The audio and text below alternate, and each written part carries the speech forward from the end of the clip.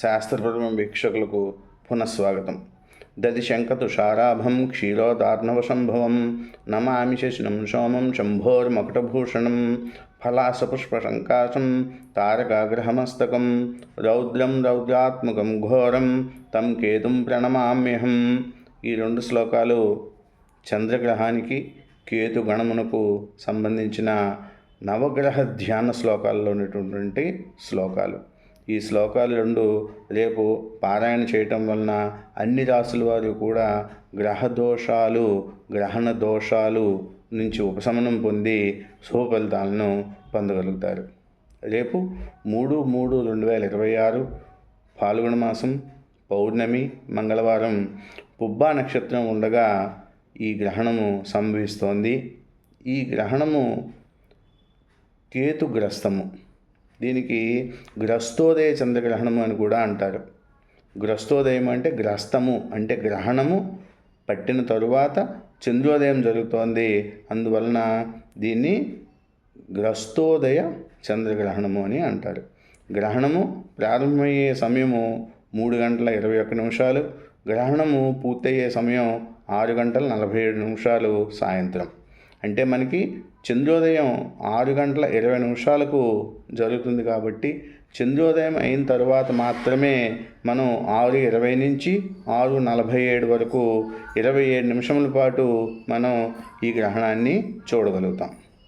అయినప్పటికీ కూడా గ్రహణ స్పర్శకాలము ఎప్పుడు మొదలవుతుందో 3:21 నుంచి కూడా గ్రహణానికి సంబంధించినటువంటి నియమాలు పాటించవలసి ఉంటుంది.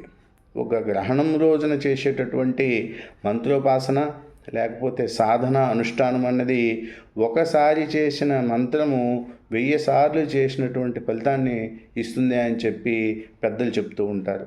అందువలన గ్రహణ ప్రారంభ సమయంలో పట్టు స్నానం చేసి మరలా గ్రహణము జరుగుతున్నంతసేపు కూడా మన గురుముఖతగా నేర్చుకున్నటువంటి శ్లోకాన్ని లేదా మంత్రాన్ని అనుష్ఠానం చేసుకుని పట్టు పూర్తయి విడుపు పూర్తయిన తర్వాత గ్రహణం పూర్తయిన తర్వాత మరలా విడుపు స్నానం చేయటం వలన మనం ఈ చేసుకున్నటువంటి మంత్ర అనుష్ఠానము ఒకసారి చేస్తే ఇందాక మనం చెప్పినట్లుగా 1000 సార్లు చేసినటువంటి అఖండమైనటువంటి మనం ఫలితాన్ని మనం పొందగలుగుతాం. అయితే మనకి మహాభారత యుద్ధ సమయంలో కూడా ఒకే పక్షంలో 2 గ్రహణాలు జరిగాయని, పాండవులందరూ కూడా గ్రహణ సమయంలో విరివిగా దాన ధర్మాలు చేశారని కూడా మనకి తెలుస్తూ ఉంది. ఇది పుబ్బా నక్షత్రంలో ఏర్పడటం వలన పుబ్బా నక్షత్రము మనకు పుబ్బా నక్షత్రం సింహరాశిలో ఉంటుంది. సింహరాశిలో మఖ, పుబ్బ, ఉత్తర నక్షత్రం యొక్క మొదటి పాదము ఉంటాయి. అందువలన మనకు ఈ సింహరాశి వారు మఖ, పుబ్బ, ఉత్తర నక్షత్రం మొదటి పాదం వారు గ్రహణానికి సంబంధించినటువంటి శాంతి చేసుకోవాల్సిన అవసరం ఉంటుంది. గ్రహణ శాంతికి చంద్రగ్రహణం కావున చంద్రునికి 1 కేజీ బియ్యము, తెల్లటి వస్త్రము, 1 చంద్రబింబము దానం చేయాలి గ్రహణం పూర్తయిన తర్వాత. ఇక కేతుగణమునకు 1.25 కేజీ ఉలవలు, గళ్ళ వస్త్రము, 1 నాగ ప్రతిమ ఇవి మనం దానం చేయటం వలన ఈ గ్రహణ దోషాల నుంచి నివృత్తిని పొందగలుగుతారు. ఇది గ్రహణ సమయంలో చేసేటటువంటి దానము అత్యంత ఫలప్రదమైనది.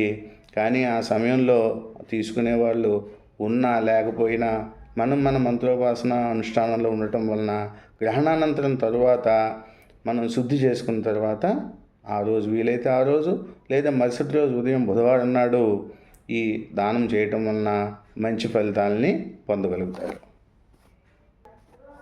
అందువలన ప్రసార మాధ్యమాల్లో వచ్చేటటువంటి వాటిని గురించి ఆలోచించి బాగా ఎక్కువగా ఆలోచించి కంగారు పడవలసిన అవసరం లేదు. ఈ గ్రహణం అనేది పుణ్యకాలము. ఈ పుణ్యకాలంలో మనం చేసేటటువంటి అనుష్ఠానానికి అనంతమైనటువంటి ఫలితాలు వస్తాయి.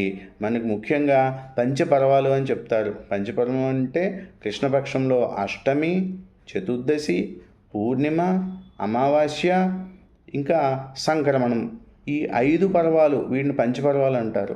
ఈ గ్రహణ సమయము ఈ పంచపర్వాల కంటే కూడా అత్యంత విలువైన సమయంగా మన పెద్దలు చెప్తూ ఉంటారు. అందువలన గ్రహణ సమయంలో మీకు నచ్చినటువంటి, మీకు తెలిసినటువంటి, మీరు నేర్చుకున్నటువంటి, మీరు అనుష్ఠానం చేసినటువంటి మంత్రాలు, మంత్రోపాసన వాటిని మరలా పారాయణ చేసుకోవటం, లేకపోతే మంత్రోపాసన లేని వాళ్ళు ధ్యానం చేసుకోవటము, ఏమీ లేని వాళ్ళు నిశ్శబ్దంగా ఉండడం వలన కూడా మంచి ఫలితాలని పొందగలుగుతారు. అందువలన ఈ రకంగా మీరు ఈ గ్రహణ సమయంలో ఈ అవకాశాన్ని, పుణ్యకాలాన్ని ఉపయోగించుకొని మంచి ఫలితాలు పొందండి.